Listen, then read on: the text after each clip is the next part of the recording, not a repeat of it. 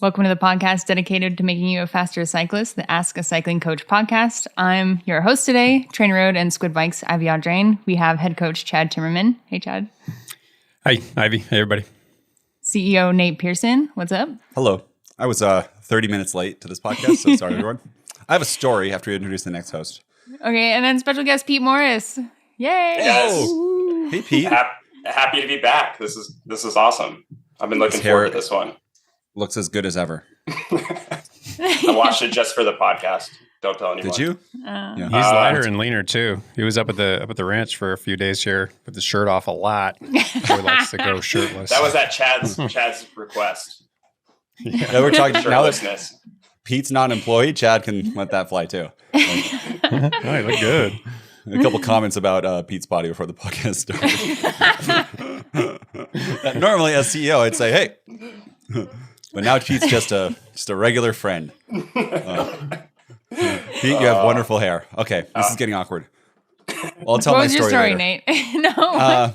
Okay, I forget time stuff all the time, and I one really bad one was in college. I was a music education major, and I slept through a final.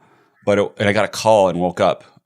Like the teacher called me that I was late for the final, and it wasn't a normal final. I was supposed to be playing my solo piece in a orchestra hall, and 6 teachers were there waiting for me to come up on stage and play. And they called me at 8:30 in the morning and was like, "Where the hell are you, Nate? You're supposed to be here." And they let me make it up, but I don't. Sometimes I go to sleep and I'm like, "Oh yeah, I don't have anything going on." And this morning, and then I woke up at 8:30 when the podcast started at 8:30, and that was not good. So, anyways, I'm sorry, guys. That's okay. I'd love to not do this one day. We're glad you made it. Pete, what's been going on? How's your life? How you feeling? Life's good. I just went and hung out with Chad, and Ivy was there, and we did some gym work that I was so sore for a week straight. Chad's grinder workouts destroyed me, but lots of fun times. Been doing some racing, and I don't know. I can't believe summer's almost over. It feels like I guess I'm gonna have to race cyclocross this year or something. But I didn't quite get enough racing in to feel satisfied, but I'm pretty satiated. Went and did Tour of America's Dairyland with the team and did 10 days, and lots of local racing. But it's been awesome. Oh, I have a new bike that I could talk about now. Ooh. I have the new NV Melee, which is rad. Ooh, I think does look rad. It's rad. What's it like? This isn't a sponsored post, but I just want to know because I don't know anyone who's told me about it yet. It's really kind of they focused a lot on kind of the holistic piece or the holistic version of the bike. So they thought a lot more about the tire. Well, since they make so many products, they thought a lot more about the tires and the wheels and the cockpit, kind of everything. So it feels really well put together. Everything feels like it was built for itself, which is really nice. I would say for everybody listening, it's probably super similar to a SL7. That definitely seems to be the realm they were going for. Very nice all-rounder. With shallow wheels on it, it climbs too well for me. But I've been running with deep wheels pretty much the whole time. Leaves you behind. Goes up the hill. Pete's there. Get out of here, Pete. Slides out of my hands going up the hill. No, I would say wonderful all-around bike. And since it clears 35s, I guess I could do other things if I wanted to on it. But gravel racing seems too hard. Yeah, so it's all integrated too. This sounds like a sponsored post, but I swear I'm just interested. We don't do sponsorships. No. But they can send me this bike if they want. That's totally fine. Envy. Yes, exactly. No, it's awesome. I've been having a great time. And yeah, it's fun. Just living, honestly. Cool. Well, we're glad you're with us. Thank you. Yeah, of course. Yeah. Ivy, something else happened crazy. Oh, wait, go ahead. No, we had to do those announcements. I'm sorry. I was trying to segue. Go ahead. I'm horrible. I'm going to go back to bed. This is my show, Nate. Okay? You're just along for the ride. Here. That's exactly right. I'm going to sit here and eat yogurt on camera. A couple of promo items. We are hiring a data engineer. So if you want to come work with TrainerRoad, work on really cool projects, be part of really cool ML teams, you should apply. Maxine will drop the link wherever we find these podcasts, YouTube, on the forum. What's that, Nate? TrainerRoad.com/jobs. And we have people keep asking, what level. I would just apply at different levels because there might be more than one job based on the person. We really look for fits like culture-wise and technical that will be successful at TrainerRoad. And sometimes that's a person who has 2 years and sometimes the person has 8 years. So just, you can still apply. And then the other part is if you're interested in this stuff, this is the team that does the really crazy stuff. Like, what are the answers in this data? And you'll be pulling out of this big data set and making pipelines and stuff, doing a lot of SQL in order to get insights. Like, you will be the person. I don't know. I think we have the best data set in cycling because we have the plan versus actuals where other companies don't have the planned. You'll be the forefront of this, working with a team of people that did like AI FTP detection and all the stuff around workouts level 2 and a whole bunch of other ML things that built into this. It's a really strong team, and I don't know. I might quit and just join. Let me just reapply. Awesome. Pete, you want to be, or not Pete, Chad, you want to be CEO? Sorry, Pete, you could too. Who wants to be CEO? Yeah. Chad, you want to do it? I'll take a crack at it, yeah. Yay. Cool. Awesome. And then run early access. You can now view completed runs on your What? calendar. Yeah. No. Crazy. No. So when TrainerRoad first started coding it in like 2009, I think, 2010, like while I worked a full-time job as a slot machine at a slot machine company doing data dashboards. And I had the option to code it with multiple sports or one sport. And I was like, I wanted to go multiple sports one day, but I was like, I'll just fix that later. And if you start with just one sport and then you try to change your data platform while the bus is moving to multiple sports, that stuff is hard, like really hard. So the plan is we have all these milestones for running, and triathletes rejoice. Like they're pretty cool, and we're going to have to step through them. But this first one took a while because we had to re-engineer all of our data to our data structure to be able to hold another sport in there. And anyways, right now it's an early access. You can go on the profile on the website and click on it and you view and upload your runs. That's basically it. But the vision is training plans, adaptive training, some other cool stuff, detect your pace. Just do what we do with TrainerRoad is make it so you don't have to think and just say, this is what you should do. And then based on your performance, we then change that. It's really, really cool. And I don't know, exciting. It's just like the child is just born, but I see all this potential. Because we know where the roadmap's going. But anyway, sorry for everyone. It took, 11 years, but it's there now. It's here, and it's in early access. You just have to go to your account and enable it. But yeah, let's get into some listener questions. And an exciting piece of news: Coach Jonathan Lee did a triathlon. What? Did the XTERRA at Lake Tahoe. We're so proud of him. Is he alive? And he's okay. He's alive. Okay. And he did pretty well. And he sent us some notes. So let's talk about his race, give him some feedback, say what we think he should have done differently. Who, you guys, has anyone here seen Jonathan swim? No. No. Oh, wait, have Pete? recreationally. Video. I've seen a video of him swimming. Yes. Describe, Pete, you're actually an excellent swimmer. Like, tell everybody about Jonathan swimming. At least when you saw him. This was a while ago. And there's the people who like swim through the water, and then there's the people who try not to get sucked down into the water all the time. And Jonathan was Which one is he? The latter. Okay. He's the latter, where he's on the verge of dying in a good way. Like, he has the fitness to pull himself out of like the death grip of the water. But we'll see what he says, but I think he practiced a lot since then, and there's no touching in the lake at the bottom of the pool. So we'll find out what happens. And we razz Jonathan just because he is such an amazing athlete. This is actually why I razz Chad too, because he's amazing. That's why I do it. If he was not amazing, I wouldn't razz him because then it would just be a jerk. But Jonathan, like, obviously we know his cycling pedigree. His first 5K, didn't train. I think he ran 18 minutes flat, which is so annoying. Like, so annoying. I think he said he ran like 4 times. It was like, yeah, I'm just going to run an 18-minute 5K. And then I checked the course, but this place that because I was like, this is impossible. He did not run an 18-minute. Like, I got like a 19:30 after years of training. The course that he ran it onto, the whole brand of it was this is going to be an accurate 5K. Like, they measured it with a little wheel on the road and stuff for all 5K, and it was legit. So, anyways, very fast. But triathlon, you need 3 sports, right? And that's it's the swimming. And a lot of triathletes, they have one sport that's not strong, and it's usually a sport they don't like to do. And it's usually swimming. But unless you're like an Amber or something who swam in college. So how do you want to go through this, Ivy? I think we should just read some of the notes that he sent in and some of his takeaways and discuss and give him some feedback, some constructive criticism okay. John says, swim. The swim was rough. Getting kicked and dragged down was generally traumatic. So I guess he said that other swimmers were in the mix and kind of grabbing. That would stress me out immediately. So I talked to John. This is such a John thing to do too. He lined up in the front. First triathlon, I'm going to be right here in the front with everybody mixing it up like it's a mountain bike race and he's going to throw bows.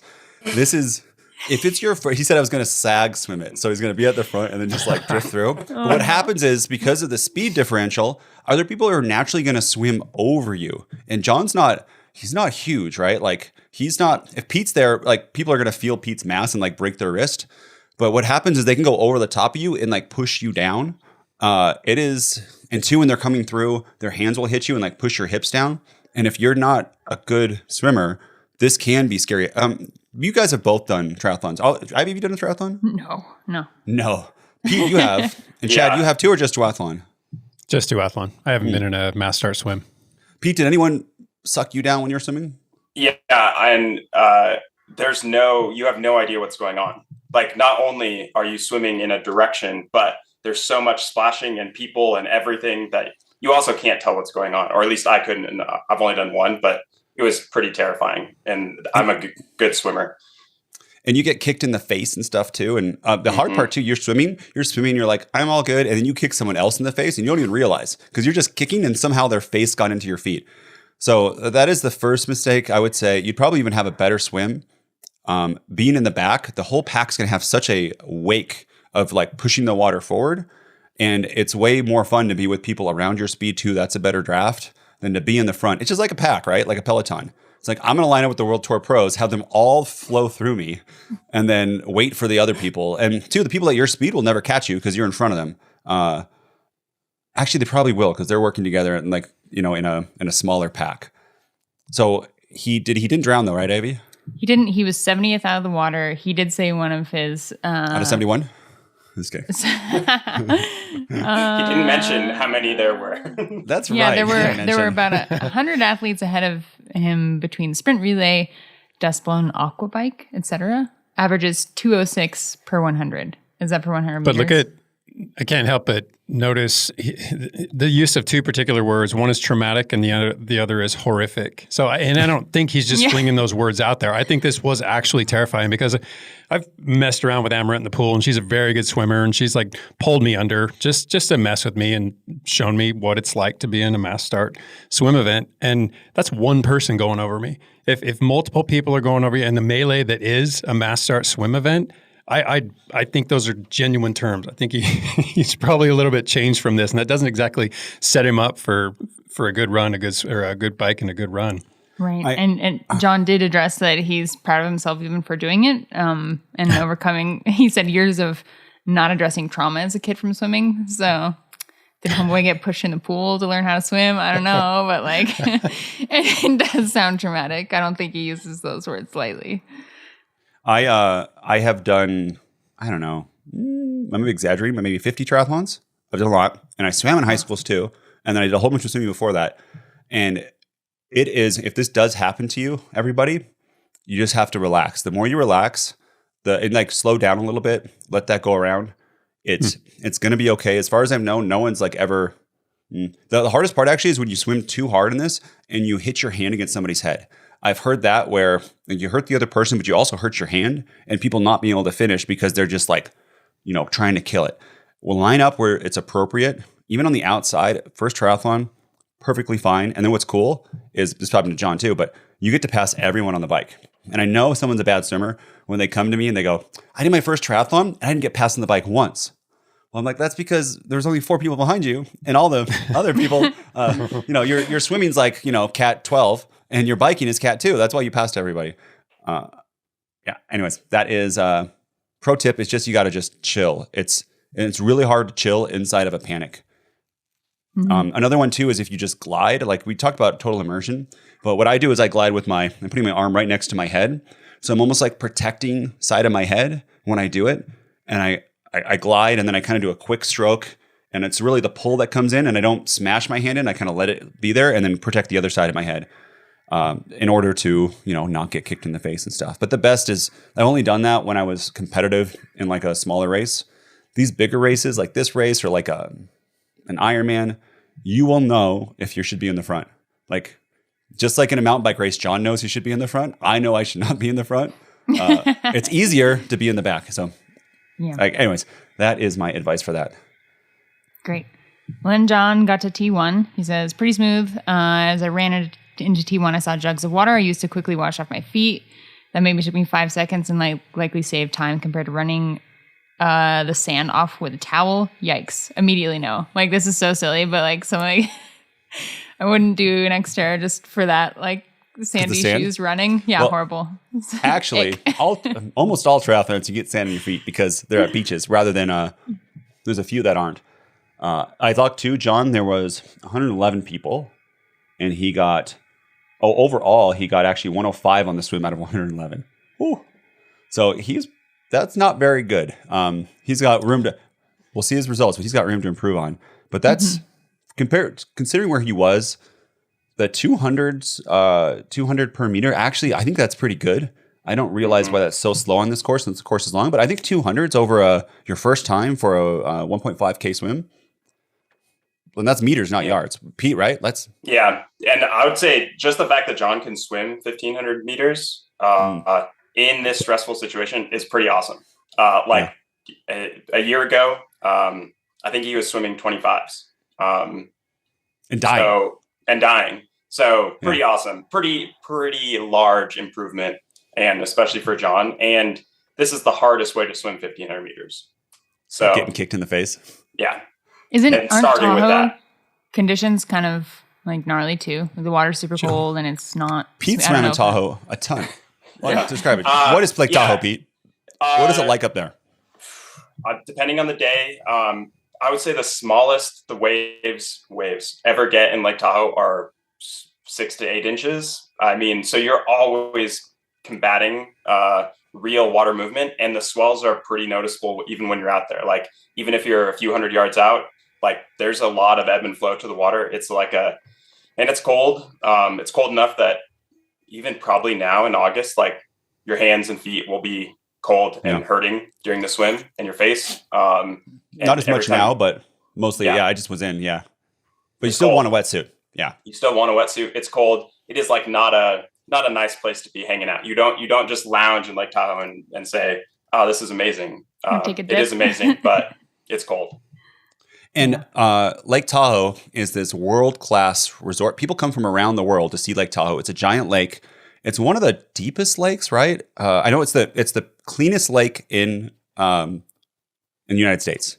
And I think it's the 3rd cleanest or something in the world. And you probably have seen videos of this place called Sand Harbor with these giant boulders in the water where it looks fake, where you just see these rocks down. And it's 30, 40 minutes from our house if you live in Reno, which is amazing. And this is where the mountains are all around, and there's ski resorts and stuff. And it splits between, Mark Zuckerberg has a house up there. It's a bunch of Bay people. There's a $100 million house up there. It's very, very nice. If you ever get a chance to go to Tahoe for either skiing or summer stuff, it's amazing. So anyways, it's a very beautiful place to drown for Jonathan. So let's get into the bike. John says, chose to ride by feel instead of power because I had no clue what I'd be capable of after the swim. The climb is super steep and sandy at the beginning and 36-tooth chainring meant the steep parts were threshold with very short bouts of VO2. And then I was rolling tempo everywhere else. Ended up averaging 0.82 IF and got the fastest bike split of the day. Did not feel tired after the bike and felt ready to run. That's super great. Not surprised. He makes a good point here is the first time, I don't think he's ever done a brick before, not looking at your power meter. what a mistake I think people do is they go, what's my best time in the pool? What's my best like bike power? And what's my best run? And they look at the results and they're like, I'm going to win this thing. Because each one of those, they have faster in like solo stuff. But I can't tell you how, especially a really tiring swim, like sucks the energy out of you for the bike. Did you have that experience, Pete? No, Pete, you were a good swimmer though. You didn't really have a really tiring swim, did you?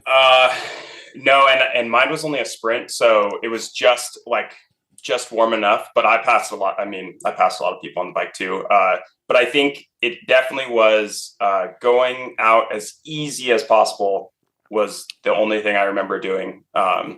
Instead of starting and being like, if you feel okay after halfway through or a third of the way through, turn it up a little more. But John on a mountain bike is also like, I'm sure I know he got a KOM on one of the long descents, like kind of the pedally descents. And so knowing that you are probably the best descender in the race, he also, right. Feels different. But too, because he was 100 and what did we say? What was he? 100 and something out of 111 on the swim? I forget. But 105 out of 111 on the swim. Mm-hmm. The amount of people he has to pass, even on that descent, the leaders in his age group beat him by 10 minutes on the swim. So you can imagine the amount of people he has to go through. And although it was a long fire road climb, you do get, there was some single track and on the descent too. Man, you guys have all ridden, right? Where John comes behind you descending and you hear it, right? Mm-hmm. And it just sounds like someone's out of control, but he's not out of control and it's scary. But a lot of people too, it's, especially when I was starting, it's hard to pull over.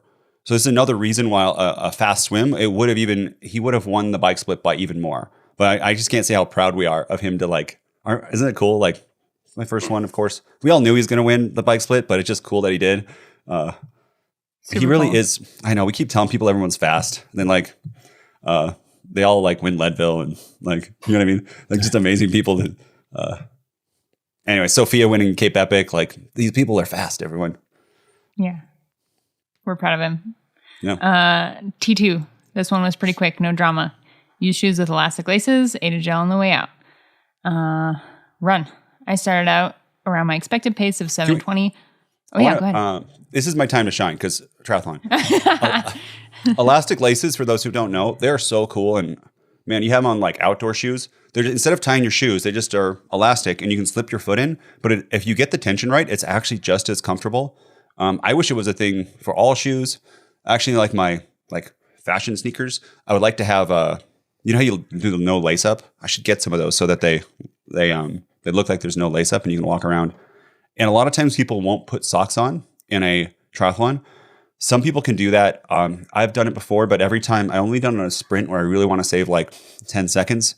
But every time too, for me, I would have a blister and I could not run for like 3 or 4 days after the fact. So wearing socks it just feels good too. And John wore calf length socks, just so everybody knows. Did he really? Yeah, he purposely rolled them down all the way so that they were like a tube, and he pulled them up his leg because he couldn't not wear John length socks. Oh, triathlon. You know what too? John got one. Let's see. No, he was 70. Wait, no, on the swim. I'm sorry, 105 out of 111. That's just the men. He also, I just got to razz him some more. He also said that the sprint people started after them. And I think some sprint people with only one lap got out before him. He said like sprint people were catching him or they started before. Something where someone in a shorter race actually lapped him, which is also amazing. And on the, let's see, do we say this T1? He was 76. That makes sense too. If you're really coming out of the swim tired, it takes a long time. And actually the first time getting your wetsuit off is its own skill. And some people can run. I was never flexible enough to do it, but take that thing off the back and like run and take it off part way until you get up there, or as you're running. But apparently he didn't do as fast as that. And some people beat him by like 2 minutes on the T1. That's a lot of time, 2 minutes in this race. He would have gone up, 2 places overall. And then T2 was 31 place. So that's actually pretty fast for him. He was only behind the leader about 30 seconds. But still, 30 seconds, John knows how to run with a bike. Like, that's crazy to think that somebody could get out of it. Oh, you know what it is? Rolling those socks, Pete. Yeah, that's what it was. He probably, who knows? And also the first transition like you ever do is 10 times slower than you're capable of doing it.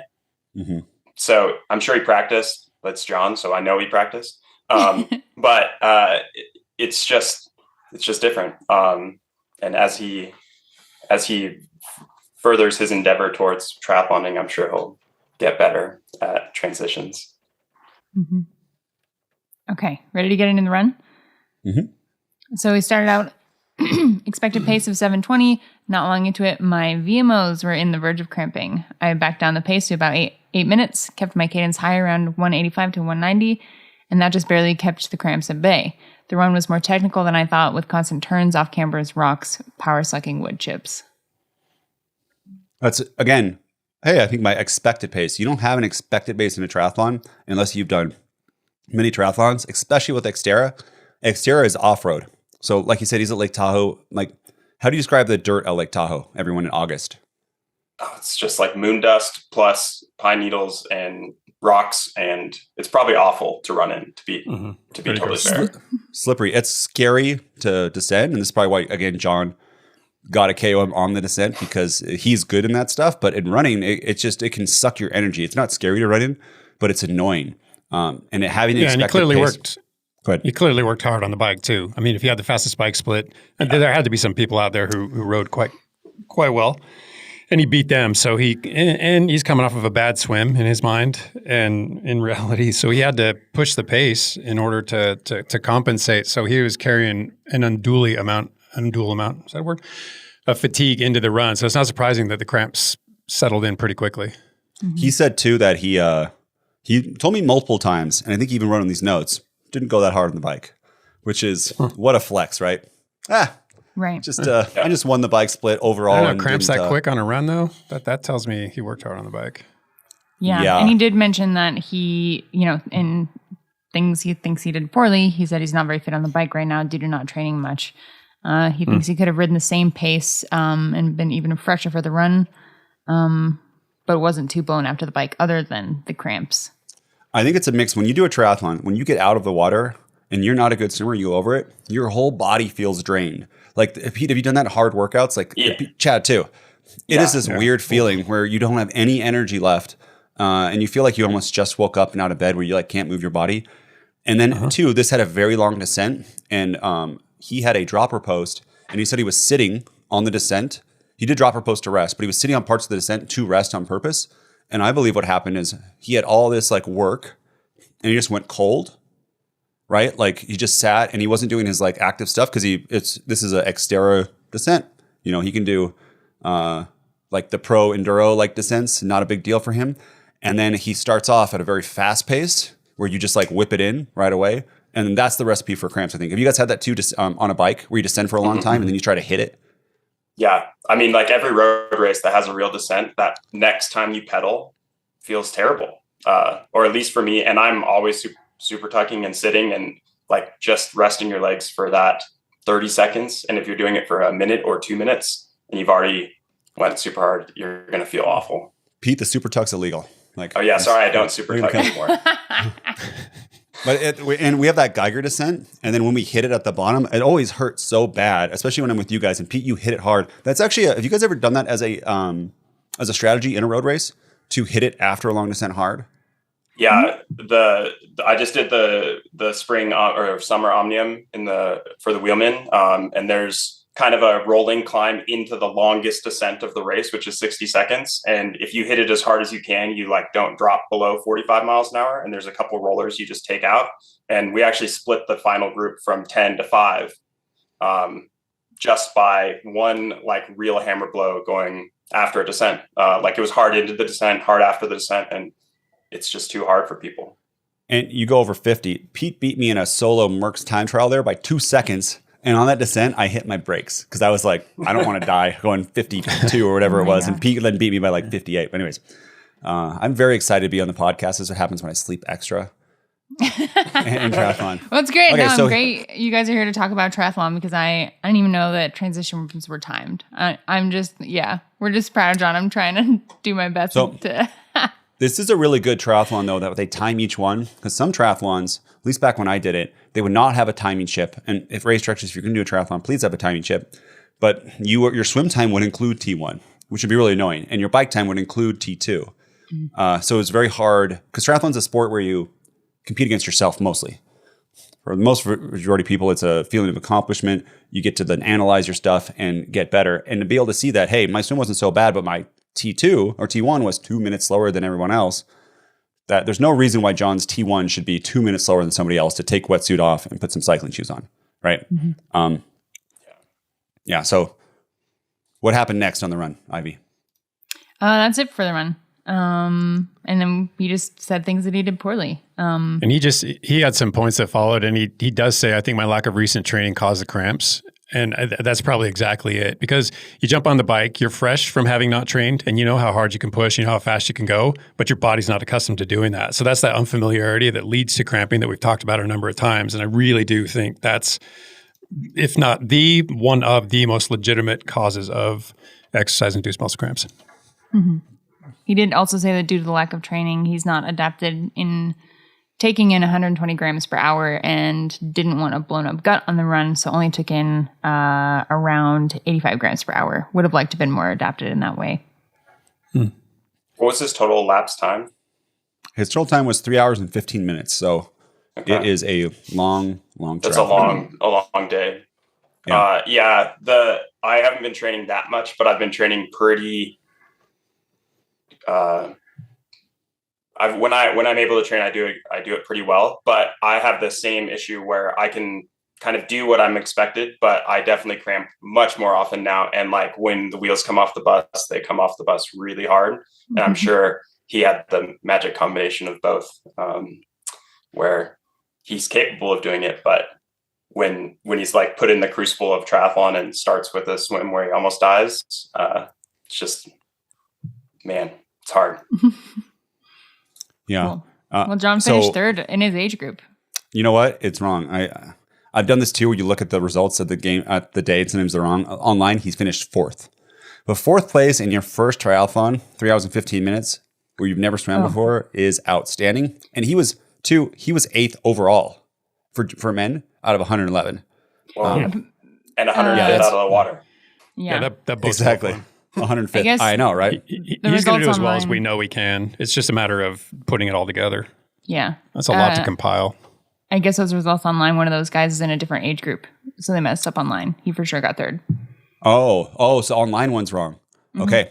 So in his, well, we'll compare against this person too, because it's close, because I have the data up. But John was 105th out of the swim, first on the bike, and 21st on the run.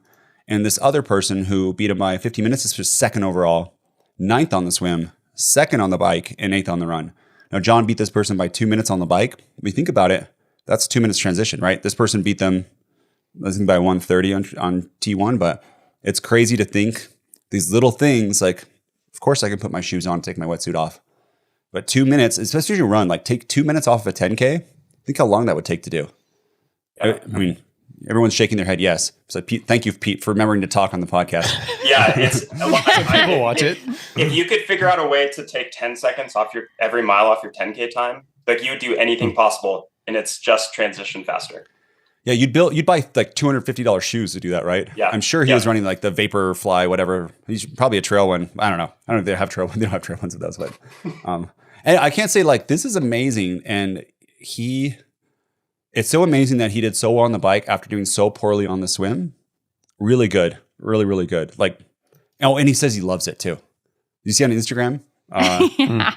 He's like, sorry, cyclists. It really is fun. Triathlon, if you need a change or something, especially if we're running now in our product, triathlon is so much fun. And the spirit too. If you ever get turned off at some road races, you know, like you guys like gravel and cyclocross where everybody's buddies. Everyone's just shaking their head. Yes. Thank you. Yes, Nate. Triathlon's like that, where everyone's just nice. And like, there's not that kind of like, there's no fist fights at bike races or triathlons and stuff like that. It is just very, very, very nice to each other and like supportive too. And like, hey, you want to come ride? You want to come train? So many times when my first swims weren't the best too, and people would be like, hey, you want to come swim with me? Like, I'll show you. And it's just nice. People like to mentor and get more people in the sport, because then everybody wins if more people are in triathlon. There's more triathlons. It's fun. Events are bigger. It's a big party. As it should be. Better together, right? Exactly, right? Same with road racing too, right? The more road racing there is, the better, like, the more fun everything is. Why would you? I have a problem with like the elitism that exists in all parts of cycling, because like the only way we get to keep doing this is to get more people to do it. Yeah. So not all parts, but there are this like, your leg's not shaved, or you're not following the rules, that rules book. Not a good book for getting people underwear under your chamois. Yeah, and even like the in-race criticisms and things like that, like that's a surefire way not to get someone to be excited about their next race. Yeah, there's a difference in too, if it's danger, right? There's kind of that, but you can say it in a way that makes that person want to come back. It's like, wow, they don't want to be dangerous, and they want to have this kind of sort of thing. My son's in soccer practice. The coach coaches them and tells them things to do better. He doesn't yell at them and being like, you guys have seen that, right? The real vicious yelling in a road race or something by somebody. They're never amazing. The nicest people. Yeah, it's never helpful. And whether you recognize it or not, it affects everyone within earshot. Everybody hears that, and it sours everyone's mood.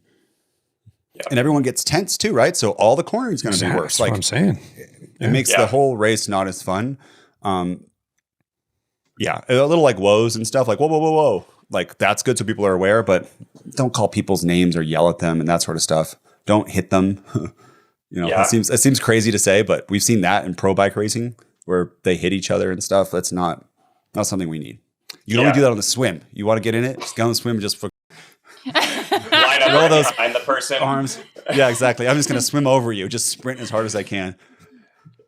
Yeah, I would say, and every time you have a discussion with someone in a race, whether it's positive or negative or whatever, always go talk to that person after the race. And like when you're not in the heat of the moment, and you'll be amazed at how the discussion is dramatically different. And like both parties feel something, like they accomplished something or they learned something. But if you just leave it as this hot second in the race and then never see them again until the next race, when it happens again, it never, it's awful. It happens everywhere. And we've seen the opposite, where after the race, they just go yell at the person. Don't do that. Like watching people fight in cleats are terrible. And two, if you're going to go apologize to this person afterwards, I've had people actually do it to me before, and it's nice. And what you don't do is though say, "Oh, I'm sorry that I yell at you in this," but you say, "But you did this." Don't say "but." Just say, "I should have." Let's see. When we took this corner, I thought that it was dangerous and I felt scared. And then I communicated this. What I should have done is I should have said it this way. Leave it at that. Just say what you perceived happening, how you felt, and then what you could have done to change. I mean, you can also take that approach when you're trying to seek clarity if you're on the other side of that too, right? If you feel like someone was kind of like hollering at you in a race, like it's okay to let everyone cool down for a few minutes after the race and then go find that person and seek clarity and be like, hey, I feel like I was maybe making you uneasy in the race. Like you hollered that one time. Like, what can you tell me? Do you have some feedback? Like what was going on? Like, what did I do? Seek to understand, right? Say, hey, when you yelled at me, like, can you tell me more about what you were thinking and feeling in that situation? And most of the time, people will be chill and cool.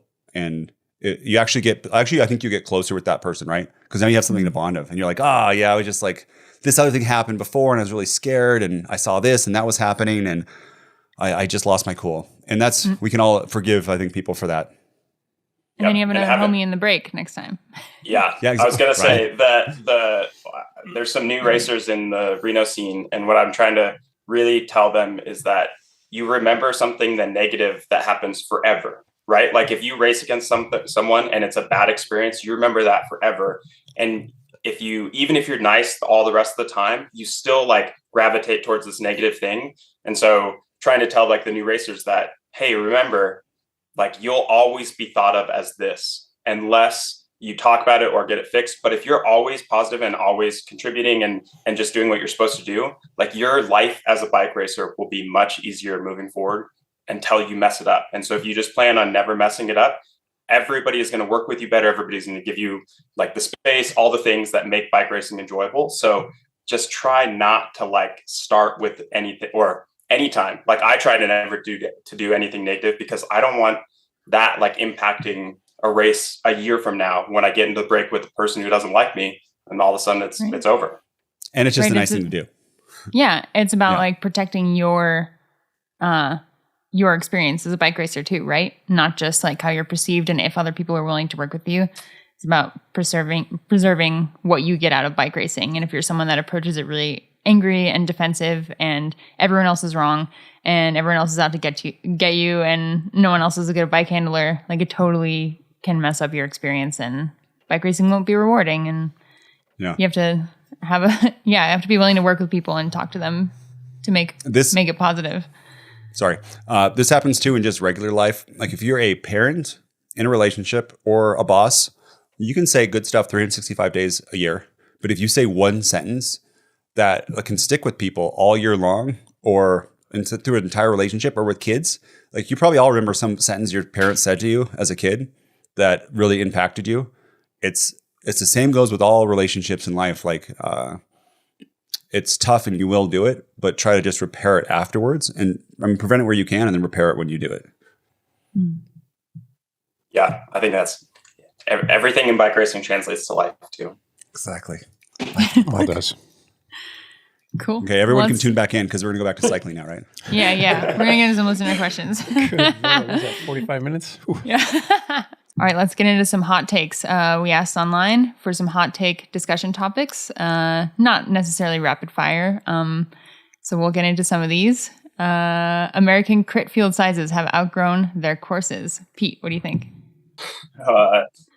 Probably is the answer. And I think the discrepancy in the way they're raced now and the types of racers on the course and having 100 or having that grown by 50%. So like I definitely, when I was racing more heavily, it was 100 person field was a good field and you were capable of kind of navigating and figuring things out. But now that the biggest races are 140 or 150 or 160, it's just pretty crazy to think that, I don't know. There's probably a lot of things that need to be solved with crit racing.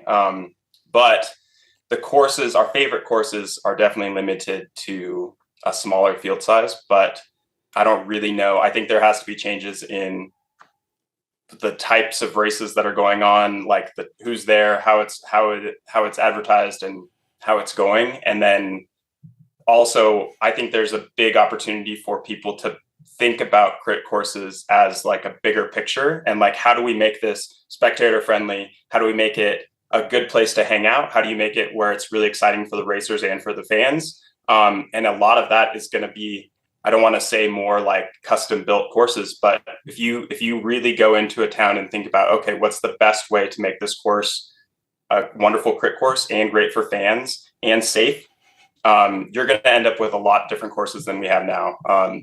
But we'll see. I think there's some new leagues coming out. We'll see what they do. There's like a well-funded NFL, NCL, National Criterium League or something. Mm-hmm. Yeah. So we'll see. Maybe they have a plan. Yeah, we weren't planning on talking about this, but my understanding is that'll be points based for the win, right? And then also teams will have both genders, and then Yes. The women's count for the men's too. Like you can't have a strong men's team and a weak women's team and expect to win, which is amazing. Because then like you want to have equal. What's happened in cycling is more money has gone to the men than women historically, like by a lot. And by having this, it should equal the field at all. And women's racing is usually better than men's racing, which is the crazy part. It's way more interesting and exciting most of the time in general. Pete, what's the course what's your favorite course for that, like the spectator energy and like built for fans? Oh man. I think I know the answer is. Athens is definitely the best spectator course, actually.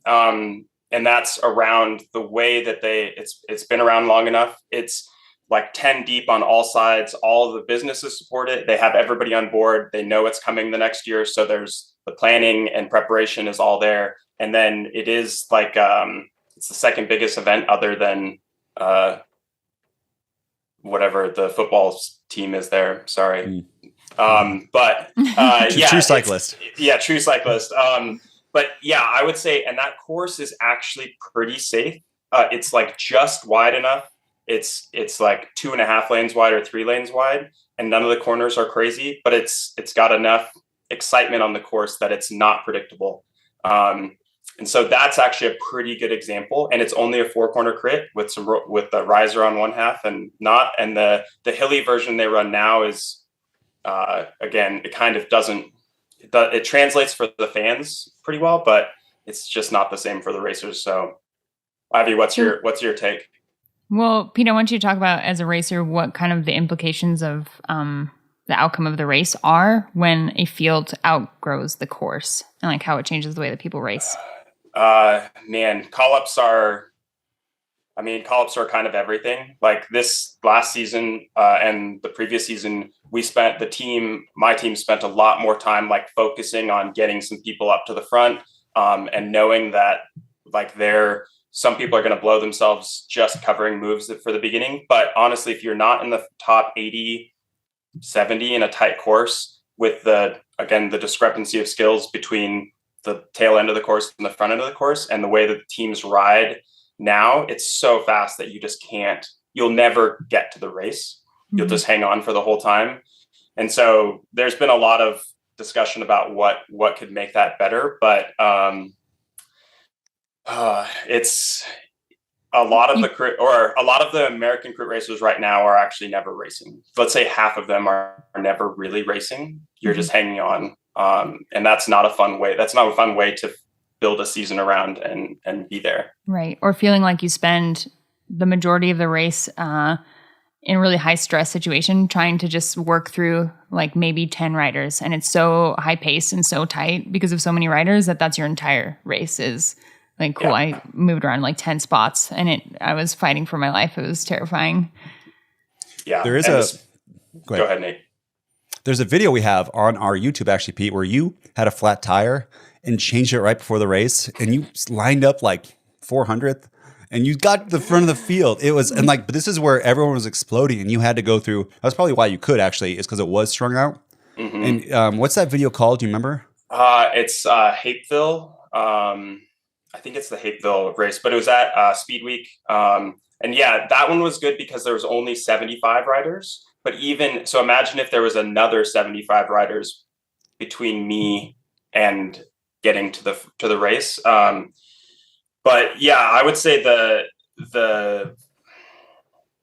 it's really, really difficult unless you're an exceptional racer to move through the field to get through the field. So all the best guys they could line up dead last and still make it through. And it's a combination of bike handling, like respect and fitness. But it's really hard to learn and grow as a racer if you're just hanging out at the back of the field all the time. The Hapeville one is it's really fun to watch while you're training. If you Google TrainerRoad Hapeville, there's a full one that's like 58 minutes. You get to see the whole thing that Pete did. And then if you scroll down a little bit, it's called Pro Tips to Effectively Move Through the Field. And that one's about 20 minutes. But it's very much like exciting. And that's what I like when I'm doing intervals is like, oh my gosh, is Pete going to die? But you also get to the other thing though, if you watch those videos, we haven't plugged them for a while because, COVID and stuff too. But I actually learned skills by seeing what Pete would do in this move. So when I see this pattern on the road, where's the bike go naturally? And I think it's useful. It's not only entertaining, but useful for your racing. Mm-hmm. Yeah, and bad things happen all the time in races, and you have to like crawl your way back through the field. Happens all the time. Yeah. Well, but back to the question, when we talk about having rider fields that are so large that they've actually outgrown the courses, it's contradictory or kind of ironic in that we're bringing more people to the race course, getting them on the race course, but rewarding them with something that makes them not really interested in bike racing. So it actually serves to not grow the sport when ostensibly it looks like we're growing the sport. These fields are so huge. Everyone's interested in crit racing, but if they go out there and just hang on for 60 or 90 minutes or whatever it may be, that doesn't make your training worth it. That doesn't make all the sacrifices you make to be on that course that day worth it. So it's not working the way it's intended. That's for sure. That's a good point, Chad.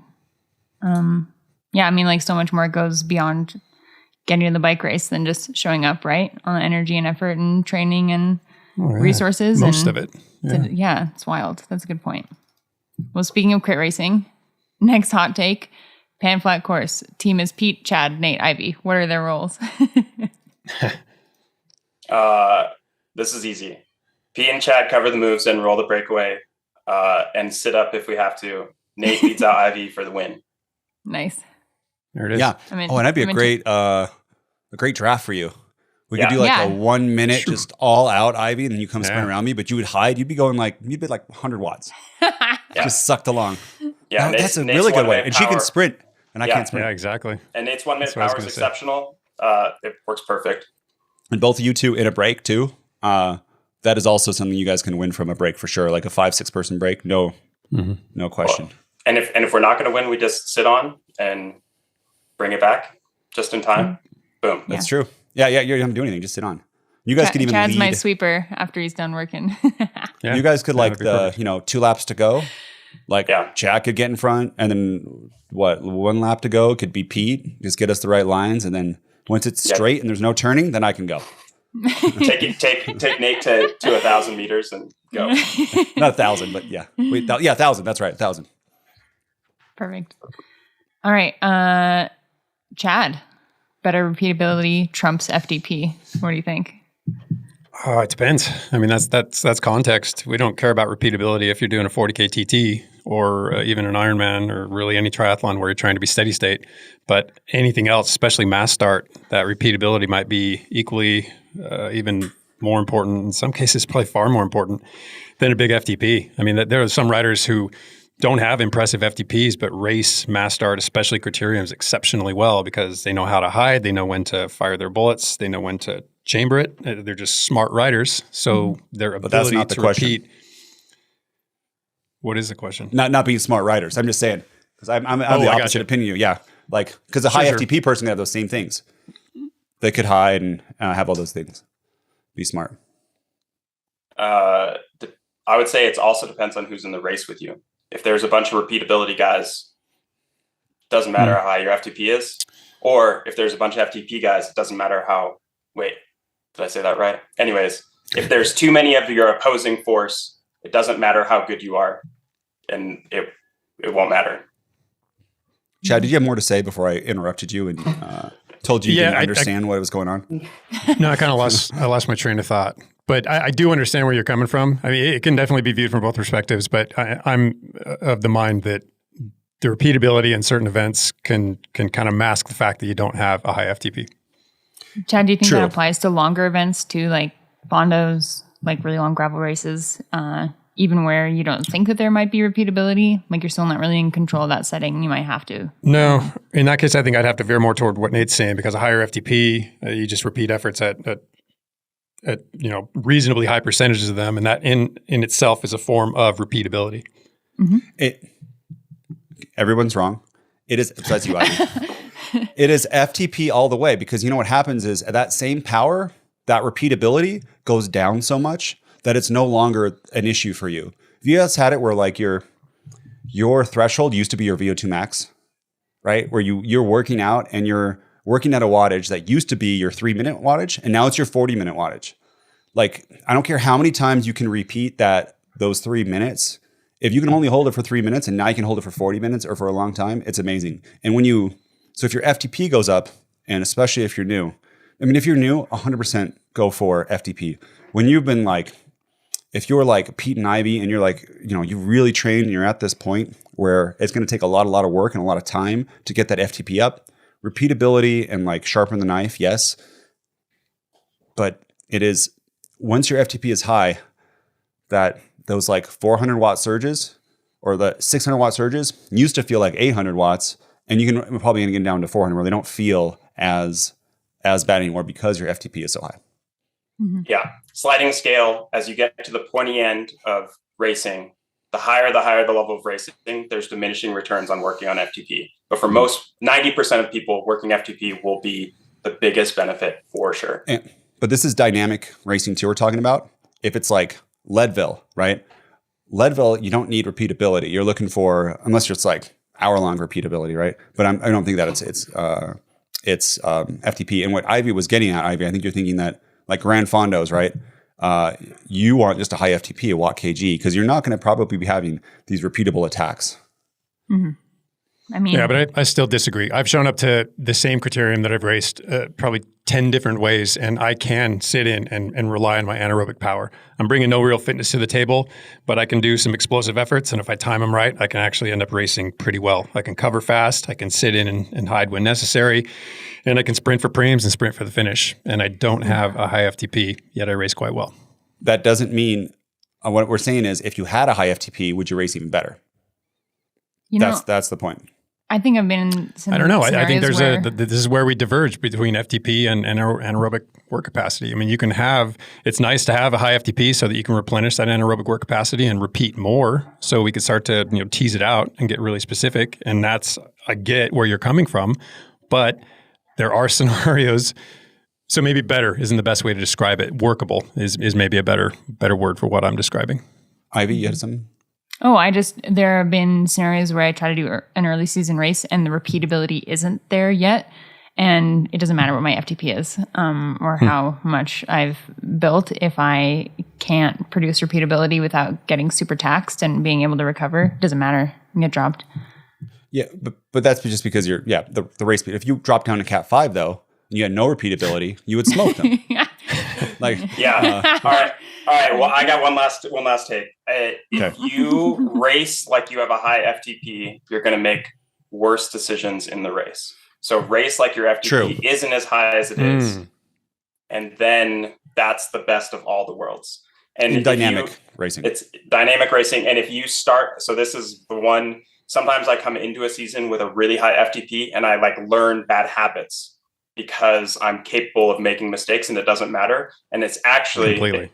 It's not the right way to do it, but rolling in with a slightly less fitness makes you race smarter and teaches you the habits for the new season. So when your FTP is there, you're still making the right decisions. It does. It traces back to that whole argument where you can be a really poor racer if you're really strong. It doesn't reinforce. It doesn't make you rely on strategy. You just go out there and blunt force it and walk away with the win. And everyone thinks you're the best bike racer out there when in fact you're just the strongest.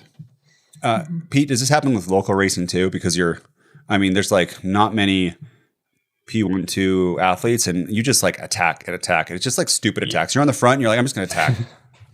Actually, so now there's multiple guys with higher FTPs than me in the local racing scene. Wow. I just got third in the Merckx TT at Franktown. And actually, to be fair, what won me the overall was repeatability. And it was smart. It was attacking when everybody's tired and I was tired, but I knew that that's what had to happen. And then it was FTP that carried, that made the move stay away. So yeah. But what's your FTP, buddy? I just got a new power meter that reads lower. Let's get the high one with the old power. Never heard that one. Yeah, that's the best. I can't believe I just said that out loud. My old power meter, it's probably 360 or 360. Okay. And yeah. Go ahead. My point is, imagine you had better repeatability, but your FTP was 300.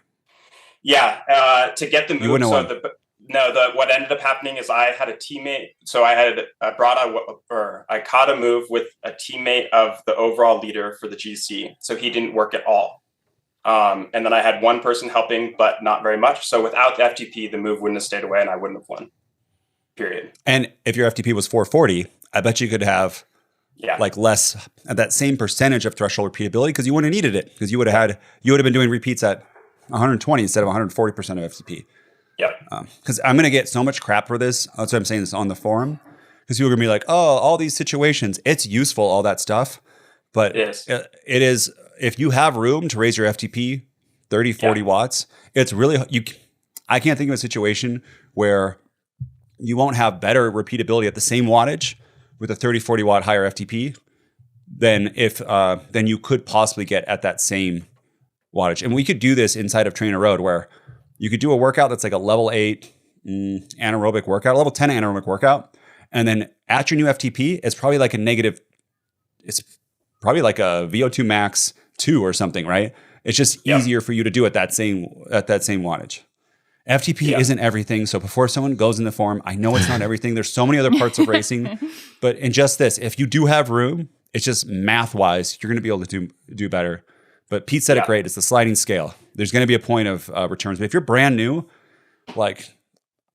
Can we all agree on this? If you're a new rider, like focus on like those the FTP building stuff and work on the repeatability closer to your race, which can get you can sharpen that and get benefit from it rather than just being like, I have to do repeatability as soon as I start training.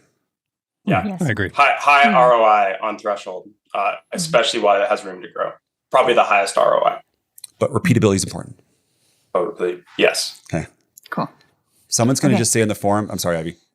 Nate thinks that FTP is everything. It's going to happen. It's okay. Hey, let's talk about some fasting. A hot take, intermittent fasting, great strategy or great as strategy? Good thing we have a couple nutrition gurus with us. Chad, what do you got? I have a fair number of notes on this. In no way will this be a dive. I do want this to be conversational. So after every point I make, please feel free to interject. First off, I want to make it clear that it's nutritional, so it's never going to be simple. It's never going to be, this is the best strategy, this is the best way to approach whatever, because that's the other point of this. What are you after? What's the context here? And I don't want to always turn it back to context, but context is extremely important in this case, because with intermittent fasting or time-restricted feeding, you can call it whatever you want, because all it equates to is skipping breakfast, it can benefit or have negative impacts on so many things. It comes back to whether your concerns are around health, performance, or body composition. And yeah, there's a lot of overlap between those things, but if you're not clear on which one of those things you're trying to affect, then you're already kind of on the back foot. If I had to provide a hot take, quick answer to this, it would be that you're perpetuating a catabolic state. So, and it is that simple. When is that beneficial and when is that detrimental? If you're in a state of breakdown, if you're metabolizing fuel during a workout, yep, you got to be catabolic. You want to be catabolic. But in most other situations, you want to be on the anabolic side of things. You want to cut over. And by depriving yourself of nutrition for any length of time relative to workouts or not, you're still in that catabolic state. You're still in a state of breakdown. And that's all good and fine when the fuel resources are readily available and in proper amounts. But if you run glycogen down, if you're, for whatever reason, not particularly good at burning fat, or whether you are or not, some of that fuel is probably going to shift to things that you don't want to metabolize, in particular muscle tissue. Mm-hmm. That's just one point. I have a number of them. Anyone want to interject? Go for it, Chad. Keep going. I agree. We agree. I agree. I think thinking about what's most important for you and putting a hierarchy on training quality and quantity, or weight loss and kind of overall life benefits, you can't overlap them that much. So pick what's most important at the time, and definitely treat yourself as like a rolling window of time where this or this 2 weeks, this 3 weeks, I'm going to focus actually on fuel, growing as an athlete, not metabolizing muscle, figuring that out. And then maybe at a different month, you're going to focus a little more on kind of different quality and different quantity, and focusing more on changing your body composition or something like that. And it's super important to not very many people can marry those hand in hand. Mm-hmm. And that kind of spotlights the complexity of this. I mean, the fact that you can make it 1, 2, 3 different things, and you can't overlay those things. Some of them fly directly in the face of other things. But I think most people use intermittent fasting as a mechanism for weight loss, which that in of itself is problematic. People think I'm going to skip breakfast, I'm going to metabolize more fat in the process, and therefore over the course of the day, I'm going to ingest less calories, I'm going to finish the day at a deficit, and the weight's slowly going to come off.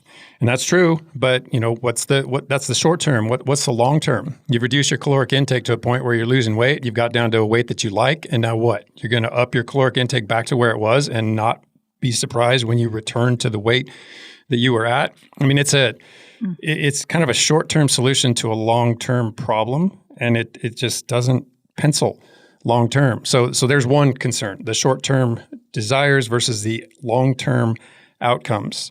And then weight loss in and of itself is also problematic. What are you losing? I mean, just by depleting resources, you're going to lose weight, and that's misleading. You think, this time-restricted feeding is allowing me to lose weight, when all I did was dehydrate myself or strip my glycogen stores a bit, or sacrifice some muscle. So weight loss is also difficult if you're not tightly monitoring your body composition. And studies have actually demonstrated that people who skip breakfast are more likely to have less non-exercise, what's the term? NEAT, non-exercise activity thermogenesis. So what they do with the rest of their day, when they're not exercising, they become more sedentary. I mean, this is backed by science. It's not to say it applies to everybody, but a lot of people who skip breakfast thinking I'm going to intermittently fast end up consuming less calories, and that's all good and fine. That creates a deficit, but they're also putting out less activity. So it kind of balances out. And then the fat loss or the body composition changes that they're seeking don't take place. On top of that, different considerations if you're overweight or obese versus metabolically disordered versus athletic or, of the leaner populations. Gender concerns. Different rules apply to men and women. Men have basically a quota, a caloric quota that we need to meet before stuff starts to go off the rails. Women's quota is typically 2 times as large as that. So we can get away with starving ourselves way better than females can. Again, this is a known thing. Look up Stacey Sims, plug it into your podcast channel and just listen to snippets where she talks about this very topic. And then there's protein. That's a huge concern. Protein for best results needs to be distributed evenly across a day. But if you have a 6 or an 8 hour or even a 10 hour eating window and you're trying to jam in 80, 90, 120 grams of protein, that's going to be a tricky ask too, because the body doesn't just process these massive loads of protein like it does if it's more evenly distributed in smaller doses across a day. And I think that's all I have in terms of notes. My hot take on intermittent fasting is that it is a great, if you need to lose weight and you have problems with eating too many calories, it is an effective way to make it where it's hard to eat as many calories in that window. And thus that there's no magic outside of it, because they've done studies where they have the same calories for people who aren't fasting with those who are throughout the day. And like the weight change is the same.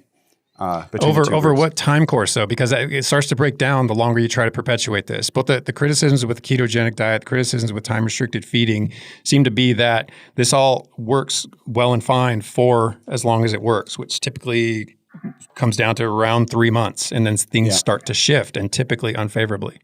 Yeah, I don't remember the time period, but there's also a mental aspect of this. I've never met anyone who's gone keto. Like, they'll probably message me now, but keto for like more than a year. There's probably some, but keto's been around for like 10 years, maybe, like pretty popular. I've not met a person who's gone 10 years keto. They usually try it, lose weight, and then like say, I need some, life is hard. Yeah. Another thing you mentioned, Chad, about, you lower, if you have too few calories, your basal metabolic rate lowers, right? So you're burning less. I didn't even touch on basal rate, but that's another impact. Yeah. This is it can happen with anything with people that are dieting. And you can do reverse dieting. And people have done this where they add like 50 calories a week, and they're usually strength training at the same time. And you can raise your basal metabolic rate back up. This is very popular on TikTok right now with women. There was a trend for a long time at least in America, where this like in the 90s too, it was like very skinny and women would be eating like 1,100 calories, but their basal metabolic rate would go way, way down. And now the trend is like strong women, which is amazing, right? And they will eat more calories in the day. And there's all these stories of eating more calories, feeling better, being healthier, and actually, having it's still great, usually better body composition too at the same time. So but if you have I done think that's this, tied to more. Go ahead. I'm sorry, go ahead. I was saying, if you have done this, go ahead, Chad. I've talked so much. Go ahead. No, I think that's tied to a number of things, not just the basal rate, because shifts in the basal metabolic rate aren't big swings. They're 40, 80, small percentages of the daily intake anyway, and they do matter, but they're of less consequence than the overall picture. All the things that are affected when you diminish your caloric intake to something as extreme as 1,000, 1,100 calories a day. So there are other things that are taking place. You can't just reduce it to basal rate. Yeah. And anyways, you can reverse it. That's what I'm saying with some, if you go right back up to like 2,000, you're going to have a bad time. And if you go slow, and usually if you introduce strength training too, which is a key point of this, I think we're all in agreement that everyone should strength train, correct? Yes. 100%. 100%, Yeah, right? Chad reminded us very acutely last weekend. Women in masters especially. And that comprised pretty much everyone who was in my gym. So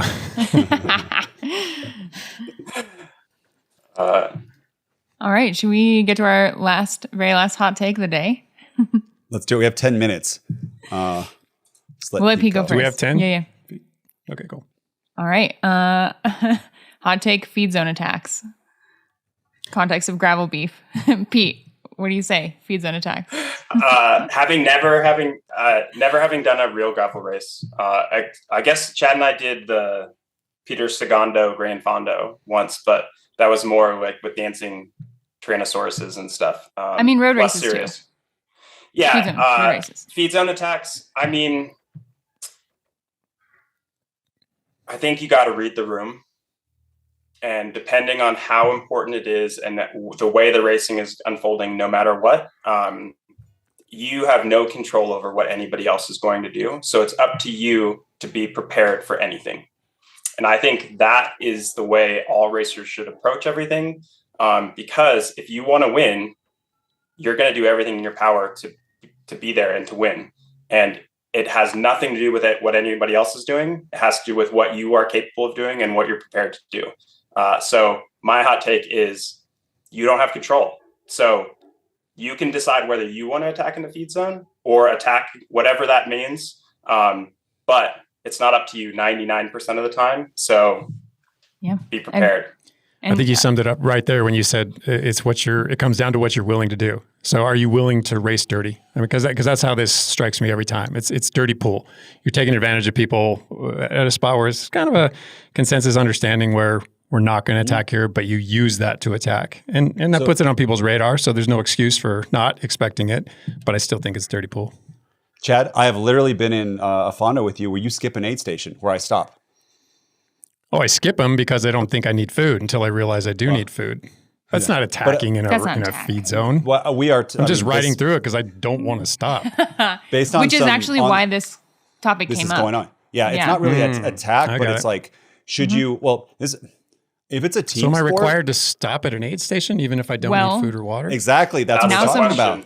Now some races are enforcing now I understand a the beef. feed zone stop where you must be timed and take a 2-minute feed zone stop, which is also hilarious. I'm imagining some UCI official with like a stopwatch trying to like keep track of riders like, oh my God, no, they're only at 1:45. Like, and I don't know how they're going to enforce and organize that. But yeah, that's where this discussion came from is, trying to even the playing field for people that do and don't have support or prepare differently and making sure everyone feels like they can stop in the feed zone and fuel.